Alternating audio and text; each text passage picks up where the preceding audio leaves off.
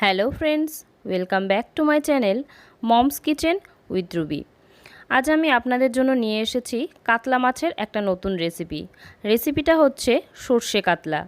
খুব সহজভাবে রেসিপিটা করে দেখানোর চেষ্টা করেছি, আশা করছি আপনাদের ভালো লাগবে। তাই চলুন আর কথা না বাড়িয়ে ঝটপট রান্নাটা শুরু করা যাক।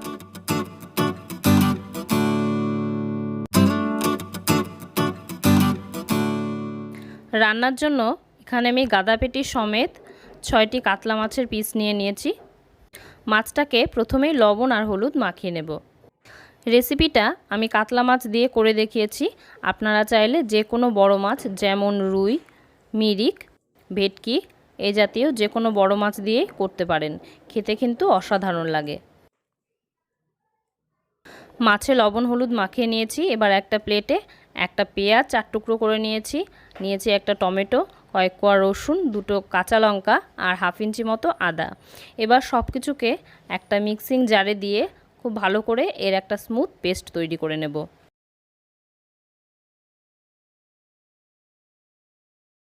রান্নার জন্য আমার আরও একটি মশলা লাগবে। এর জন্য অন্য একটি মিক্সিং জারে আমি 2 টেবিল চামচ সাদা সর্ষে দিয়ে দিচ্ছি সামান্য লবণ আর একটি কাঁচা লঙ্কা। সামান্য জল দিয়ে এটার একটা স্মুথ পেস্ট তৈরি করে নেব। অনেক সময় সর্ষে বাটায় একটা তেতো ভাব চলে আসে, এই তেতো ভাবটা কাটানোর জন্য সামান্য লবণ আর কাঁচা লঙ্কা ব্যবহার করে দেখতে পারেন, তেতো ভাবটা চলে যাবে। এবার একটা কড়াই ভালো মতো গরম করে নিয়ে এতে দিয়ে দিচ্ছি পরিমাণ মতো সর্ষের তেল। তেলটা গরম হয়ে গেলে এতে একে একে আমি মাছের পিসগুলো ছেড়ে দিচ্ছি। রান্নাটা আমি সর্ষের তেলে করছি, আপনারা চাইলে সাদা তেল দিয়েও রান্নাটা করতে পারেন। মাছের একটা সাইড হয়ে গেছে, এবার মাছগুলোকে উল্টে দিচ্ছি। মাছগুলোকে কিন্তু আমি খুব কড়া করে ভাজছি না, অল্প অল্প ভেজেই তুলে নেব। দেখুন আমার মাছ ভাজা হয়ে গেছে। এবার মাছগুলোকে কড়াই থেকে একে একে তুলে নিচ্ছি, আর বাকি মাছগুলোকেও আমি একই রকমভাবে ভেজে নেব। অনেক সময় মাছ ভাজতে গিয়ে দেখা যায় পেটির মাছগুলো গুটিয়ে যায়। মাছ ভাজার সময় এরকম সমস্যায় পড়লে মাছের আঁশটা যেদিকে থাকে সেই দিকটা আগে ভেজে নেবেন, তাহলে মাছ গুটিয়ে যাবে না। সব মাছগুলো ভেজে নিয়েছি। এবার ওই মাছ ভাজার তেলের মধ্যে আমি একটা তেজপাতা আর হাফ টিস্পুন গোটা জিরে দিয়ে দিচ্ছি ফোড়নের জন্য।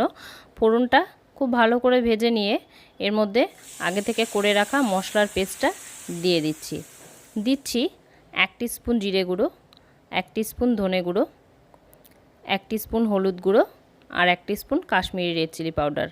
এবার গ্যাসের ফ্লেমটাকে মিডিয়ামে রেখে মশলাটাকে খুব ভালো করে আমি কষিয়ে নেব। এই ধরনের রান্নায় কষানোর কাজটা কিন্তু একটু ধৈর্য ধরে আর সময় নিয়ে করতে হবে, কেননা মশলা কাঁচা থেকে গেলে রান্নার স্বাদ নষ্ট হয়ে যেতে পারে।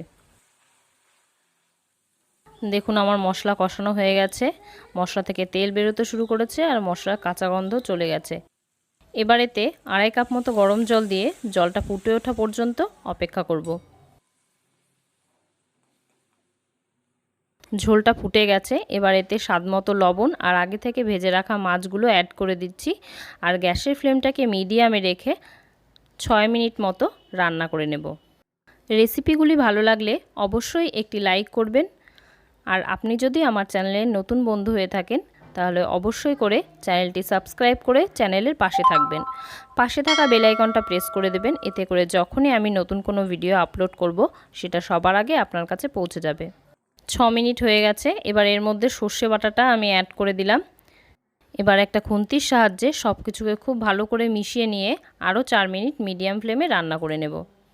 অন্যান্য রেসিপিগুলিতে সর্ষেটা তেলে ভেজে বা কষিয়ে রান্না করা হয়, কিন্তু এই রেসিপিটাতে সর্ষেটা কাঁচাই আমি ঝোলের উপরে দিয়ে দিচ্ছি। রোজকার রান্নায় ভিন্ন স্বাদ পেতে সর্ষে বাটা এইভাবে রান্নায় ব্যবহার করুন, খুব ভালো লাগবে। 4 মিনিট পর আমি গ্যাসের ফ্লেমটাকে কমিয়ে লোতে করে দিয়েছিলাম, এর ফলে তেলটা দেখুন খুব সুন্দর ভেসে উঠেছে। এবার ওপর দিয়ে কিছুটা ধনেপাতা কুচি ছড়িয়ে বেশ কয়েকবার নেড়েচেড়ে নিলেই তৈরি হয়ে যাবে আমাদের আজকের রেসিপি সর্ষে কাতলা। আজকের রেসিপি আপনাদের কেমন লাগলো অবশ্যই আমায় কমেন্টে জানাবেন, আর যদি ভালো লেগে থাকে তাহলে একদিন বাড়িতে ট্রাই করুন। আজ এই পর্যন্তই, আমি আবার হাজির হয়ে যাব অন্য কোনো দিন অন্য কোনো নতুন রেসিপি নিয়ে। ততক্ষণ ভালো থাকুন, সুস্থ থাকুন, আমার চ্যানেলের রান্নাগুলি এইভাবেই দেখতে থাকুন।